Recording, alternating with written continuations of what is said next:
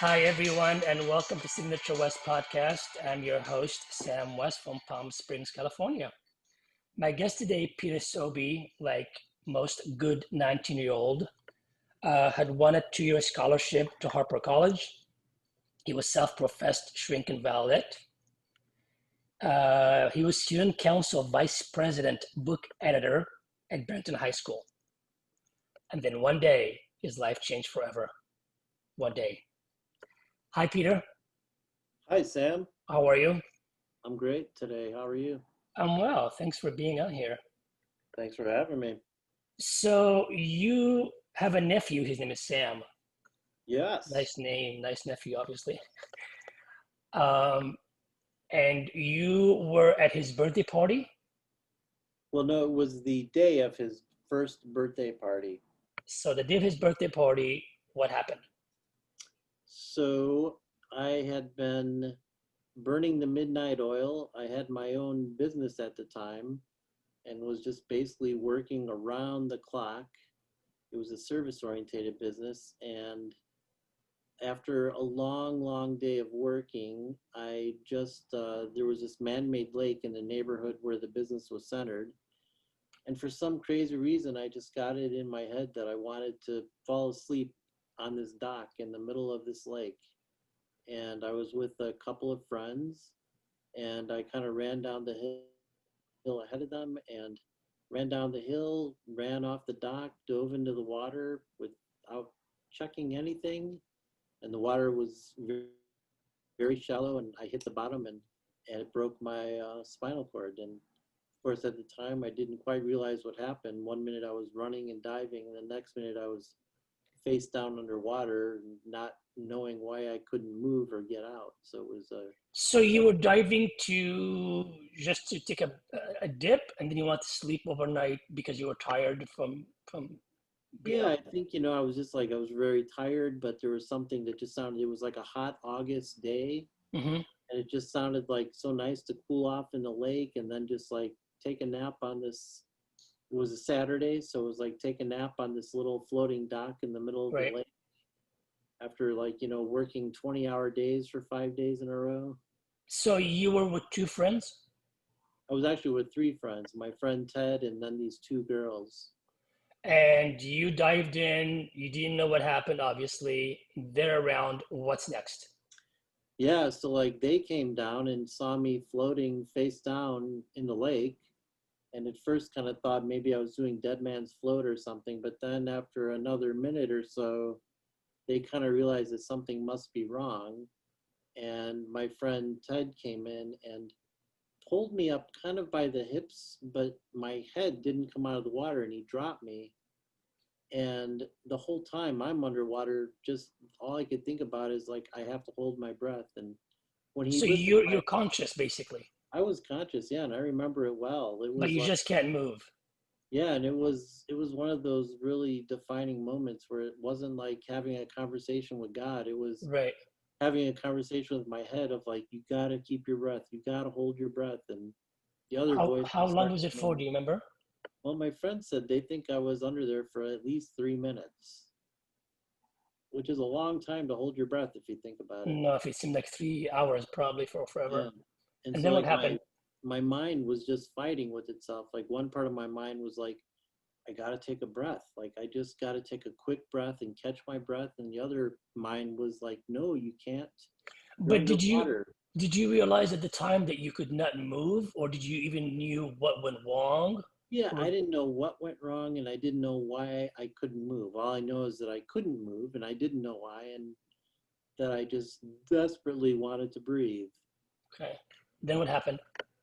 So then, when my friend Ted picked me up by the hips and dropped me, he realized that my body was limp, he said. And then he immediately pulled me back out, and I was like, don't put me back in, I can't breathe. And then he pulled me to the shore, and then the girls ran up to a house and called the police. This was before cell phones. Right. And then I remember hearing a bunch of sirens, and I remember a female police officer poking me with her badge to see where I could feel. And then I went into shock, and then I didn't remember a whole lot else for a few days Right. after being in the hospital. So you at the hospital, you wake up and you find out what actually took place as far as the result of your jump. Right. So you're 19 years old at the time. Like I mentioned, you got a lot of stuff going on. Most 19 don't. I didn't have that much stuff at 19. What goes in your brain, inside your brain? Well, at first, it takes a couple of weeks, and then when the doctors kind of tell you this is the way it is, you're a Hmm. quadriplegic and you can't move your arms very well, much less walk. It's a lot to sink in. Right? But once again, I had a very, very defining moment after the first couple of weeks in the hospital. And I remember one night I was just lying in my hospital bed and, it was hard to sleep, felt very lonely just being in a hospital room, not moving, wondering about life. And I just had this conversation with myself and I said, Peter, this is, it's unfortunate that you dove into that lake, but you have to promise yourself that you're not going to look back with anger. You're not going to look back with depression. You're not going to keep looking back saying, what if? And promise yourself you're just going to always continue to look forward. And Where did this all come from at 19 years old? Where did this optimism and uh, and guiding force came from? it's a good question. I mean, my mom was a really tough, hardworking, blue collar type of woman, and she had a never quit attitude. So I'm sure that was a big part of it. And I did just have such a, you know, I don't know, just like such a grasp and, such a desire for life and a desire to make a difference in the world that I just wanted to keep pushing forward and just keep looking forward. Like I wanted to know what I was going to become. And what was your vision at the time? Still 19, most 19, including myself at 19, don't really have a clear vision of what they want to become. And then now you're faced by this defining moment, and now you want to clarify what you want to become. What did you do? Yeah, so I mean, basically at that point, I had finished. It was somewhere between my freshman and sophomore year in college. So, and I had a full scholarship, so I didn't want to waste that. And I was like Right. first person in my family to ever go to college, and so it was a real goal of mine to graduate. So, I spent the next 3 years finishing college, and then I was in Chicago, and it was very cold, and I push a manual chair and I wasn't very fast, and getting stuck in the snow and the ice and Right. the rain was not a good thing. So I decided to move out west where it's warm all year long and kind of discover myself, with my manifest destiny moving west. Again, you're still in your early, by that time, you're still Yeah, 22. 22. I want to ask the same question over and over again. Where does a 22-year-old get this stamina from? Um,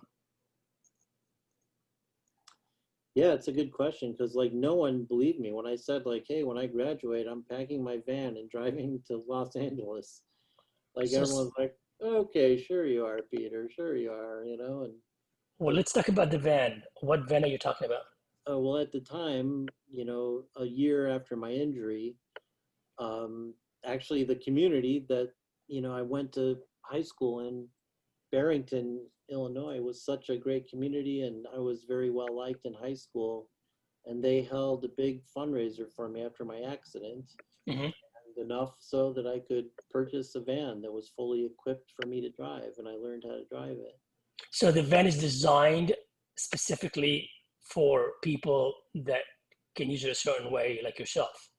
Yeah, yeah, and I mean, I'm like considered a high level quadriplegic. Like, I don't have use of my fingers per se, and I've only got like partial muscles in my arms and shoulders, but they can trick out a van for someone like me to drive. It's quite amazing. And you drove by yourself that van cross country. Well, pretty much cross country. Yeah, yeah, from Chicago to Los Angeles. Now, I did have a friend that I went to college with that he drove out as well, but he was in his car behind me. We kind of caravaned. Right. So I was with a friend, but yeah, I made the drive myself. And this is once again, this was 1991 when Right. I drove out there, Sam. So it was like there was no internet, there was no Right. cell phones. Right. And I need, like, I'm not independent. I hire people to help me every morning and night to get in and out of bed. So going to California by myself, I had to like interview people over the phone ahead of time that had to be there waiting to help me as soon as I got there. Did you ever ask yourself why me? Sure. Yeah. Like once again, I framed that why me question in more of like maybe a spiritual sense because like I said, I promised myself I wouldn't involve myself in what if. But yeah, I have asked myself why me in a sense of like, I was a vibrant, gregarious, entrepreneurial, athletic, the whole thing, like why was I kind of stopped in my young prime to go on this new journey of physical obstacles? And, it's been something I've contemplated all 32 years since my accident. And, I don't know if I've ever gotten a clear answer, but I think I've gotten many wonderful answers, that, Give me one of them. well, people always give you that old adage that, God doesn't give you anything you can't handle. Well, that's And, that's, of course, that's never much of of a, enough. you're kind of like, oh, great, Yeah. thank you. Great. Right. But I did kind of feel like, you know, the person I am today is actually the person I was before my accident. Like as far as being, I'd like to think I'm like a warm person. I'm kind. I'm nice. I try to treat everyone with Well, respect. that's your essence. That's not going to change. Yeah, I don't think that would ever change. That's your essence. and so like, getting into a wheelchair, I kind of like soon found out that I had the opportunity to really inspire people by By just saying your simply by story. overcoming challenges. Right. So I kind of said like, you know what? This is my responsibility in life to like inspire people, and I embrace that responsibility. And you've lived alone since then, always lived alone. Well, I've always got a roommate. I've had a roommate ever the whole time I've lived out here because it only makes sense for, the help I need at night is basically, getting from my wheelchair into bed and stuff, and it only takes like 10-15 minutes. And it's hard to hire someone to come in, drive in for that. So I've always arranged it so that my roommate is also kind of like my paid night caregiver to help me get into bed. Got it. But so it's just a practical thing. But yeah, for all intents and purposes, once I'm in my wheelchair in the morning, I'm on my own all day, and just doing my thing myself by myself. So you've been on your own all this time to now 2020. The van, is it the same van that you're driving now, or is it a different van? It's a different van. Like, so the first van that I had was lasted me until, even though I got it in 1989 in California, in 1999 I was coming down Laurel Canyon from Hollywood to the valley, and I lost all power in my van as soon as Oh I went no. over Mulholland. And so basically, I was going straight down Laurel Canyon at the will of the road without being able to steer or brake. And when the Laurel Canyon took a sharp curve to the right, my van went straight and crashed into a power pole and a gray brick wall. And the power pole smushed the entire right side of the van. And the driver's side got wedged against the wall. But the only thing that happened to me is the engine kind of came through the dash a little bit and broke my right leg. Oh, But that's all that happened to me. Like I could have been smushed if I landed 1 foot to the right, and they had It's to so use interesting to jaws. me that you're saying to yourself, that's all that happened to me, considering what you've been through. Yeah, I find that fascinating. When you're saying that, that's all that happened to me. And I'm yeah, thinking to myself, well, you're not counting what you've been through. So I see it as you're adding more to the more, but you're seeing it as that's all that happened to me. It could be a lot worse. yeah, absolutely. Yeah, like I definitely feel like my life was definitely spared that night, which kind of like for me fortified me like even more. Like, okay, like I could have and should have drowned in '87 Right? in this accident. I mean, if you would have seen how they used the jaws of life to like wedge my van open, I was like, okay, the universe wants me here, so I better honor that privilege pretty seriously. So when you say I want to honor that privilege, what ideas came to mind and how did you implement them, if any, if any? Well, to me, like, the first and foremost thing is that it's not to be, I don't mean it in a fake way, but I really do embrace what I feel is my responsibility to inspire people. So whenever I have a chance to like talk to kids about disability, go to schools and talk to like, whole schools, or go to children's hospitals, or go to groups and speak, I love to be a motivational speaker. Right, Or even if it's just like, a mom and a family with their kids at the grocery store, and a child will just be like, why are you in a chair? And the parents are always like, no, don't say that. I'm like, oh right, no, I would love to tell her why I'm in a chair. It's like, it's like how great that I right. get to, be the type of person that can inspire people, and they look at me and say like, wow, it's like you've overcome a lot, and if you could do that, maybe I could do this. Amazing. So that van at that time got demolished, and now you had to get a new van. Yeah, so I had to get a new van. It was 1999. And now get this, Sam. So, and I was in a position, that van had already had like 120,000 miles on it. Right, And at the time, like, there was no insurance to cover all the adaptations or anything. right. And the total van was not, I think they gave me like $1,000 for it. And so anyway, though, I had a great group of friends here in Los Angeles at the time, and they started a fundraiser for me to do a van in 1999. And they, at that time, like a complete van for everything I needed was like about 55 grand. That's all. Yeah, at No, that it's lunch time. money. Yeah, no, at that time. Yes. Yeah, at that Yeah, at time. that time. And so they raised like about 20 or 25, and then they found this organization that matched the rest to purchase the entire van. And here's the crazy thing, Sam, is that organization that basically matched almost like $30,000, Hmm. after they made that donation to me and purchased the van with the money that my friends had raised, the foundation dissolved because the people at the top were involved in nefarious activities of siphoning money out of the organization. Oh, And I was the first person they ever did charity work for, and the last they ever did charity work for. So I almost felt like they were like this angel that appeared to help me and then disappeared. It I was, was thinking the same thing when you're talking about the life lesson or you're talking about I'm here to inspire. I'm thinking this is what brought this dynamic together, this company out of nowhere to match, to create, and boom, they're out. yeah. And I mean, it's not good that they dissolved because of nefarious activities, but But they even considering that the way they went out, but before they went out, they went in with a bang for Peter Sobe to yeah, do an amazing act of kindness, and then they went out.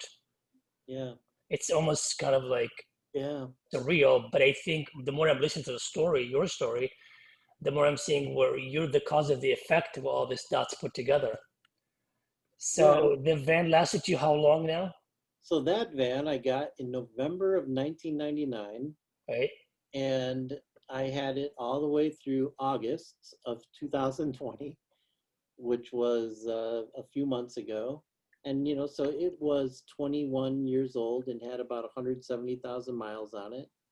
And it was still good, but it kept breaking down. The lift kept breaking down. And I've had friends for the last year that have, I've had to call and say, like, hey, I'm stuck in my van. Can you help me out? And I've had this core group of friends that have been like, you need a new van. We got to raise money for a new van. And I'm like, no, I can still drive this one. And then, I had just a really minor accident in August. Like I literally was driving for the first time in 4 months since the pandemic and was coming around a curve in the back of my building where I live on the street behind my building. And the curve, I was just a little hot and my hand slipped out of the steering wheel and I jumped a 1.5 foot high curb and did no damage to any cars, to nothing, to me, nobody, but the entire bottom front end of my van was demolished. The wheel axle, the wheels, the engine block, all were damaged beyond repair. So where's the van now? So the van now is in the parking lot of the auto place where it was always fixed, but eventually it will just be towed to, we're just holding on to it in case there's anything I could salvage off of it, Right. adaptation wise. But otherwise it'll just be towed, sell to someone for van parts or something. So now you're without a car, van. So yeah, so now I find myself after all these years without a car again. And once again, like because that car was so old and with the situation and ensuring all the adaptations, I've got like $700 to get now a totally equipped van is upwards of $85,000. So it went from 55 to 85, basically, Yeah, yeah, which is not yeah. surprising. In I 21 years, understand. I guess that makes sense, Well, right? yeah, that makes total sense. Yeah. So So I yeah, so understand that you have a GoFundMe campaign to help with the new van, yeah, exactly. So there you go. So like now it all comes around. Here's my third van that I need. right? And once again, I'm in a position where, who can come up with 85 grand out of nowhere? Exactly. And I've got amazing friends and they've been pushing me even before I lost my van to do a GoFundMe. Right. And I didn't want to do it. I didn't want to do it. Why didn't you want to do it? Well, here, that's a great question, Sam. And I had a great spiritual conversation with a spiritual mentor of mine. And they were like, Peter, listen, you're not doing this. You're letting your ego get in the way. Like I was feeling bad, like, oh, I don't want people to, have to take care of me on this again. It's the third time. Like, I just like felt bad. And he's like, listen, this is your opportunity to let people share again. Like, and I'm like, yeah, but it's such a hard time right now and people are out of work and everyone needs help right now. Like, who am I to ask for So help? you were willing to sacrifice because of everybody else's hardship right now. You're Yeah, like, willing to wait out without a car. It's not like you can, get on, take the bus. You're willing to wait as long as it takes till things get better for others before you can ask for help.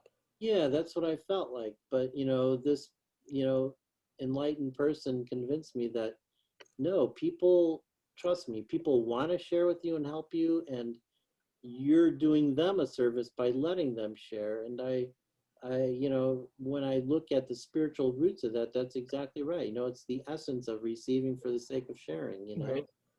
And so yeah, so I gave my friends a thumbs up, and they actually started the GoFundMe yesterday on October 21st. How And like, can people find it? How can people donate? so the best way to find it is to go to GoFundMe and just search for Peter Soby, Soby, or go to Facebook and search for Peter Soby, and you'll see GoFund. I'm a public profile, and you'll see the GoFundMe there. Okay. So it's easier for people to do that than for me to like spell out the URL. Right. But at least if they go to GoFundMe directly, you'll be in there. Will be Yeah, under a just name. search for Peter Soby, and like my thing will pop up, or go to Facebook and find me, and you'll see it all over my timeline right now. But You know, it's so funny, just in the first 12 hours, people from growing up already donated, people from my high school donated, people from my college donated, people from every walk of my life Amazing. already donated. Just like in the first 12 hours, it's the outpouring already has just been incredible. I'm thrilled. So one question that I always end with, um, during this last 6 months now, um, where I want to say um, anyone that's not in your circumstances, including myself, was hit with depression, anxiety, the unknown, uh, all of the stressful elements you can think of during COVID. What did COVID teach you during this time? Yeah, Already in a place when you're already in a place of I want to say limitation, but it's not really limitation. But you already got your own, the car, the van, and the repair, and just life in itself. And now you're faced with this isolation, and to get around is more difficult. To go see people is more difficult. What did it teach you? you know what it taught me? It's such a great question, Sam, because even though I've got this great mentality of like always look forward, but then when things keep piling up on you, Mm-hmm. for anyone, like it's piling up for everybody right now. Mm-hmm. It's like it's so hard to be like, well, how do I look forward when there's not a light? Like it's everything is hard, and it's like, you know what? You have to like I've learned during this time, you just have to dig. If you don't have the desire to look forward because it's so hard to look forward, then you got to dig deep and say, first, please give me the desire. I need this desire to look forward. Amazing. And if you keep asking for it, your soul will give it to you. And then you start just looking forward, and how can I move 1 inch today and 1 foot tomorrow? Like it sounds so basic, but it's like, that's just it. You got to find the desire and then say, if I could use that desire to move 1 inch today and 2 inches tomorrow, it, in a month from now, it'll be 20 yards, I have to tell you, it sounds easy, but for even, and I don't have your experience, but it sounds easy than done because it could be daunting. But for someone like yourself and the way you bring it on to light and your way of looking at it, um, it's doable. I hope so. I appreciate that, Sam. I Yeah, would hope so. And I know it does sound like it's so easy to say than to do. but it's a hard time. There's no doubt, and I can only imagine, um, especially with the van situation, which is the most important thing for you to get around. Yeah, Um, so hats off to you. Hats off to you. thanks. I appreciate it. And Peter, thank you so much for sharing your story with us. The listeners, if you enjoyed the story, get inspired like I did, if you have the means to help Peter out, I'm sure he would appreciate it. I appreciate it. Till next time, I'm Sam West with Signature West. I am grateful for you and thank you again, Peter, so much. thank And you, stay Sam. well. I appreciate it. You too. Take care, everyone.